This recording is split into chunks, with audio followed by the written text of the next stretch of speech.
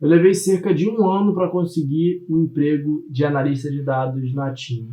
E ainda assim, só consegui porque tinha gerado experiência em um estágio. Esse vídeo é um vídeo que eu nunca soltei no canal sobre a minha trajetória de como eu saí de um estagiário até chegar à função de coordenador de dados, que é a minha atualmente. Eu vou contar exatamente toda a minha trajetória até a posição de hoje, que é coordenador de dados dentro da loja Renner, até para quem não conhece a minha trajetória e quiser depois fazer a associação, o link do meu LinkedIn vai estar aqui na descrição, você vai entender exatamente todos os passos que eu vou compartilhar aqui nesse vídeo.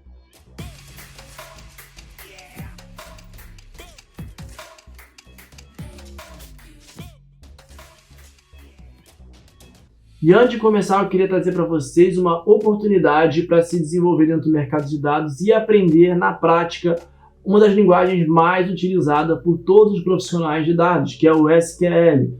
E a grande novidade é a plataforma learnsql.com.br, uma plataforma muito bacana, com diversos cursos do básico até o avançado, onde você consegue se desenvolver de forma prática. E o mais legal é que eles utilizam informações de banco de dados reais, então você vai conseguir usar dados reais para poder fazer toda a parte prática. São 100% práticos os cursos e muito legais porque você não precisa instalar nada na sua máquina, você consegue fazer 100% de todo o conteúdo apenas usando o seu navegador. Dentro da plataforma dele já tem um prompt onde você consegue colocar os códigos e rodar e ver o resultado imediatamente. Então, assim, é sensacional. E o melhor custo-benefício dentro da plataforma é que você consegue ter acesso vitalício a todos os cursos existentes e também aos cursos futuros, fazendo um único investimento.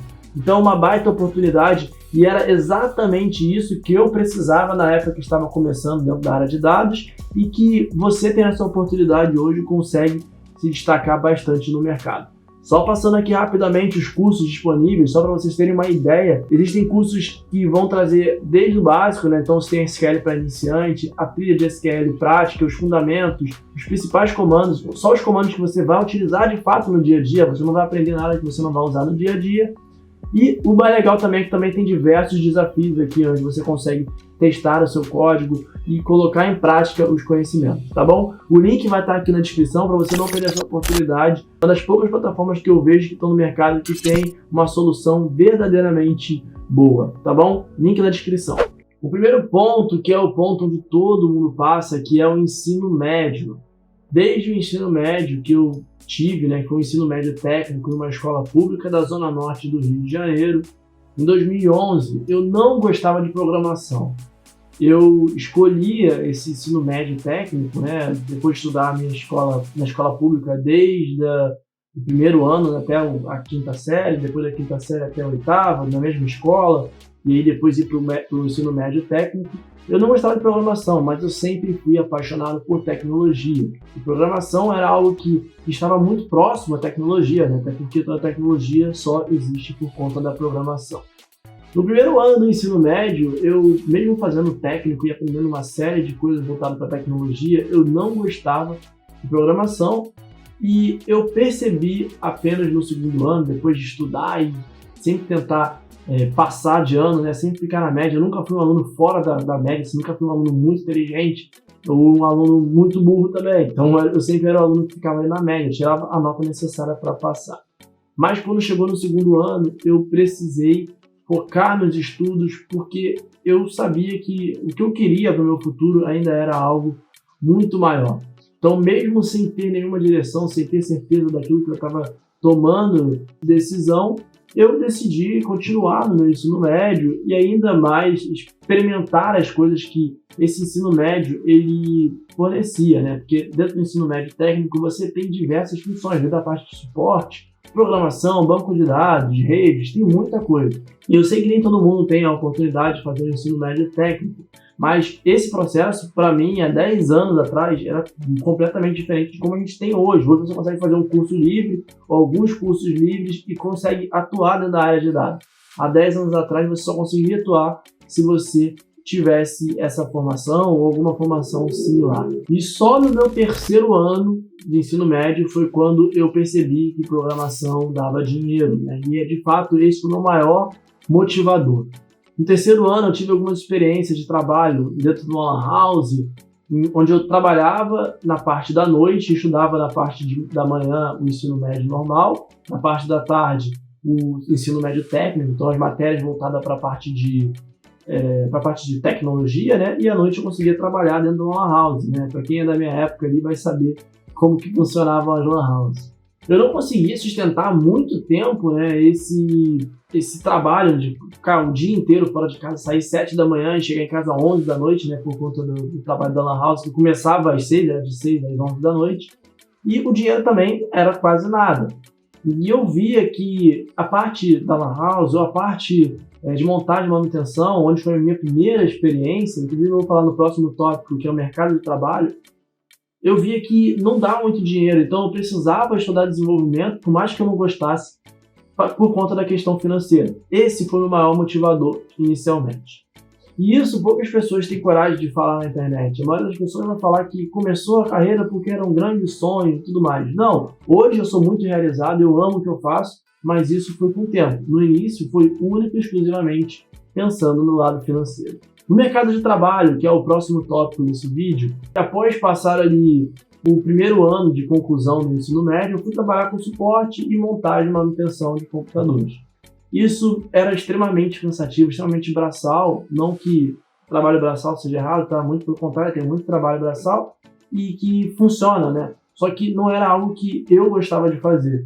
Eu passava muito tempo carregando computadores, às vezes de um lado para o outro. Trabalhei numa escola aqui no Rio de Janeiro, onde as unidades ficavam distantes e tinha que levar a máquina de uma para outra. Era extremamente cansativo, né? Às vezes, durante o sol do Rio de Janeiro, eu conseguia andar com 2 computadores para lá e para cá, e isso várias vezes ao dia, né? Eu sabia que aquela vida não era a vida que eu almejava para o meu futuro. O desenvolvimento, que foi algo que eu vi no finalzinho do meu terceiro ano, né? Que eu passei a me interessar, eu vi que aquilo ali podia mudar a minha realidade. Então, eu passei a estudar bastante nas minhas horas livres, enquanto estava trabalhando com montagem e manutenção de computador, e eu consegui um trabalho temporário.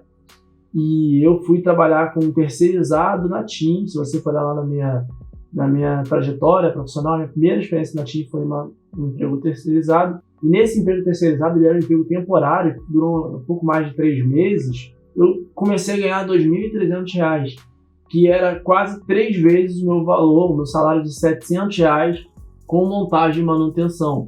Então, aquilo ali me chamou muito a atenção. Na verdade, é mais de 3 vezes, né? Daria R$ 21.700. É porque não era R$ 700, era 740, alguma coisa assim.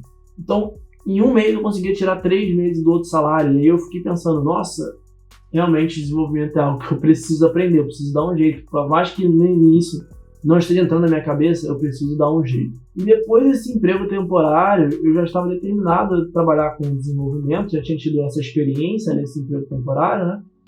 E nesse emprego temporário também eu tive uma vivência prática com a área de dados.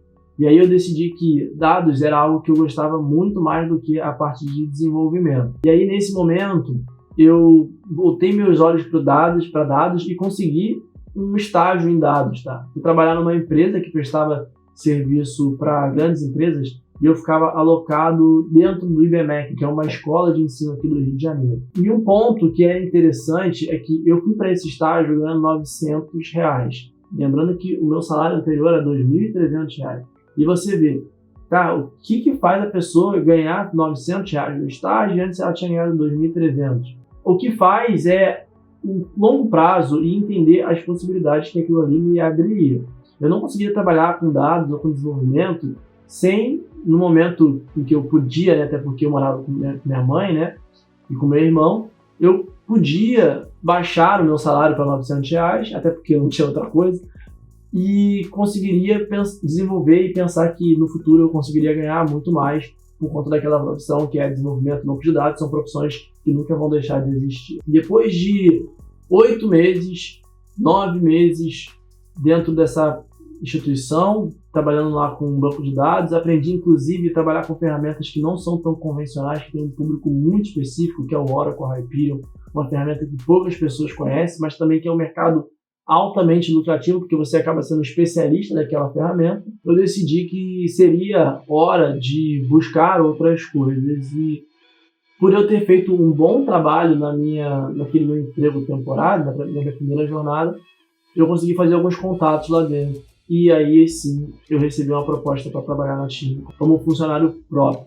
Essa proposta, ela só veio porque no momento que eu estava aprendendo desenvolvimento, estava trabalhando como temporário, eu estava dando o meu melhor todos os dias, tentando fazer além daquilo que me era pedido, tentando sempre antecipar as necessidades do negócio, colocar em prática, por mais que eu não tivesse o conhecimento técnico, a mentalidade ela já tinha virado para que eu queria crescer dentro da área de dados. Então, eu sempre conseguia dar o meu melhor.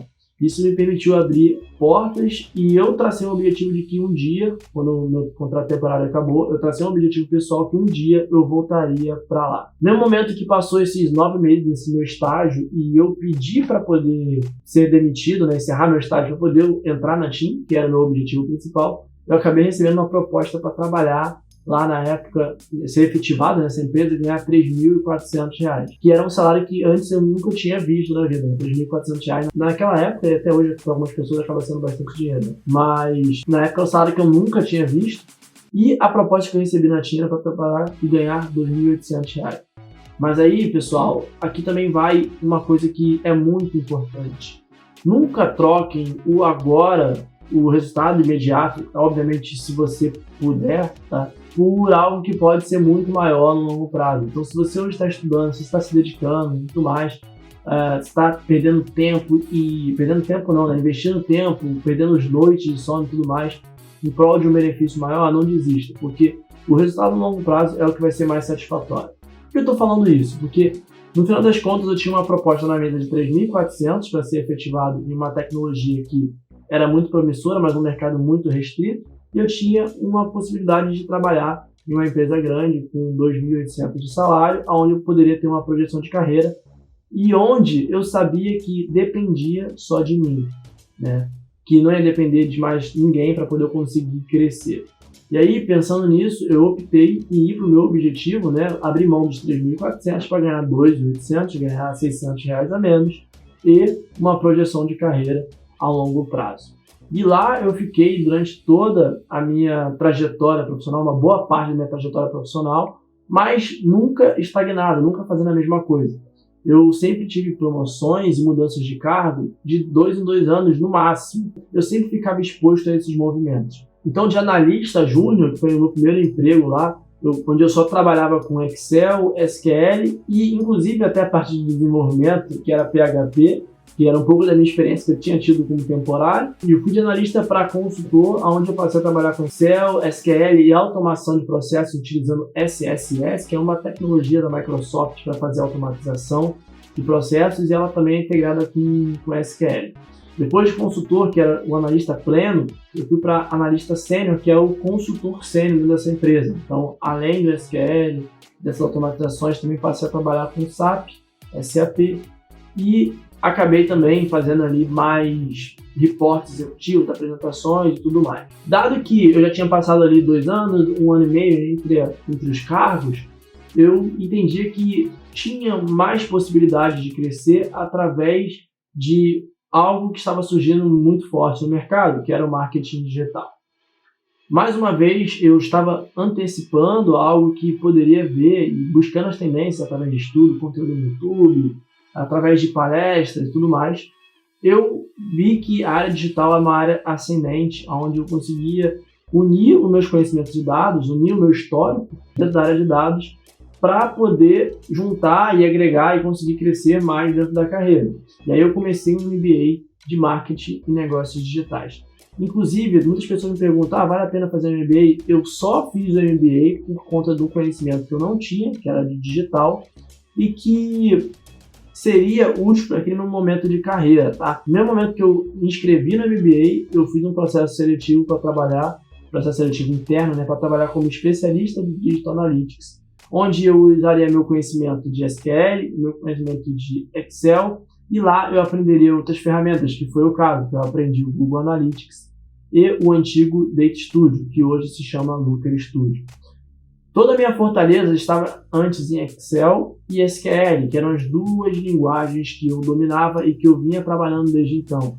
Outras ferramentas, elas acabavam sendo complementares à minha função. Então, aqui também vai uma outra dica para vocês. Sempre tenham um ponto forte, uma ferramenta que vai ser a que vai te dar o seu porto seguro para você exercer sua função e aprenda outras ferramentas.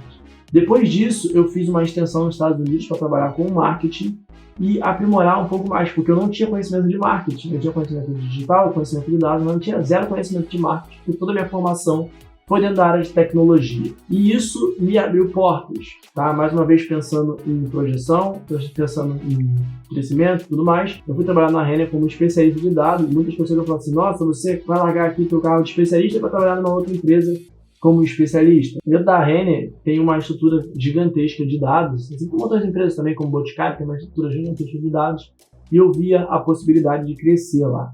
E mais uma vez, eu tinha conhecimento dessas ferramentas de SQL, Excel, Google Analytics, Data Studio, o Looker Studio, mas essa nova experiência traria conhecimento em uma outra tecnologia que foi o Python. Eu fui combinando tecnologias e conhecimentos ao longo do tempo e sempre complementando, através das tecnologias, as minhas funções elas acabavam sendo agregadoras no sentido de tudo que eu aprendi desde o meu estágio está sendo utilizado até hoje na figura de coordenador de dados, que foi o meu último cargo, desde a mudança de especialista para coordenador, que é onde eu estou atualmente. Então, o recado principal que eu quero deixar para vocês é que talvez isso aqui sirva de algum tipo de inspiração, mas que você consiga sempre antecipar os movimentos futuros de acordo com aquilo que o mercado está pedindo e que tudo que você aprender desde o seu primeiro emprego ou de funções que não tem nada a ver com a área de dados